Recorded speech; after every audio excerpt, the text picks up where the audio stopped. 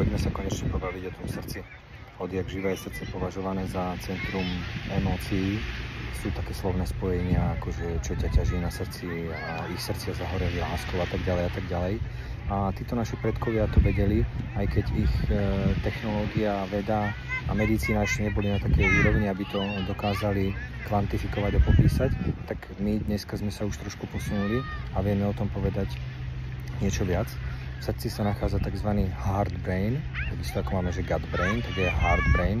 Je tam strašne veľa neurónov a na tom by nebolo nič výnimočné, veď každý orgán obsahuje neuróny, ale tie srdcové, viacej ich vedie zo srdca do mozgu ako z mozgu do srdca. A v srdci sa nachádzajú aj tzv. Pamäťové neuróny, ktoré si pamätajú emócie, hlavne teda. Preto ak niekto v detstve zažíval stres a úzkosti a v dospelosti sa zase dostane do podobnej situácie, jeho telo zareaguje rýchlejšie, lebo si pamätá toto, čo sa teda dialo, to zostalo uchované v tom srdci. Sú aj také anekdotické prípady, kde po transplantácii srdca tí príjemcovia pociťujú nejaké nálady alebo zmeny chuti a tak ďalej, pretože od tých darcov v tom srdci zostalo v tých neurónoch zapísané nejaké veci. Ďalej, elektromagnetická aktivita srdca.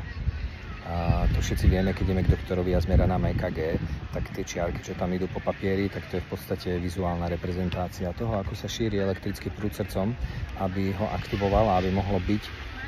A takisto mali sme na fyzike elektrinu, tak vieme, že kde je prúd, tak tam je aj magnetické žiarenie. Takže toto srdce má strašne silné to magnetické žiarenie, ktoré je merateľné prístrojmi až niekoľko metrov od toho človeka. A toto magnetické žiarenie môže ovplyvňovať aj druhé osoby alebo zvieratá. To je to, čo zvieratá na tebe cítia, keď máš akože zlú náladu alebo sa bojíš. Vždycky hovoria, že nesmieš sa báť toho psa, lebo on to cíti. Tak to je to v úvodzovkách to, čo cíti. Tak on vníma to elektromagnetické žiarenie. A takto sa ľudia dokážu aj navzájom ovplyvňovať.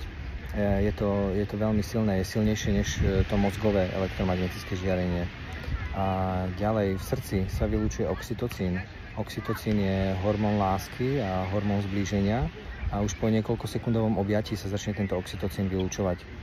Takže tá je ďalšia spojitosť s tými emóciami. No a ďalej, neviem, či ste niekedy počuli o koherencii srdcového rytmu. Jedná sa o to, že srdce bije trošku inak, keď cítime vďaku a lásku a inak, keď cítime strach a nenávisť. Je to zaujímavé, ale to zase niektorí ľudia to dokážu vnímať asi podvedome, lebo tie naše príjimače nie sú až tak citlivo naladené, ale zvieratá to trebárs vidia.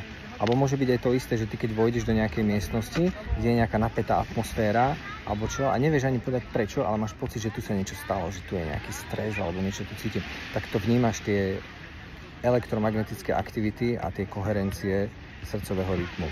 Zaujímavosť je, že ľudia môžu mať rovnaký srdcový rytmus, keď sú blízko seba, treba matka s dieťaťom, alebo aj speváci a hudobníci, keď hrajú spolu jednu pesničku, tak sa im zosynchronizuje tento srdcový rytmus.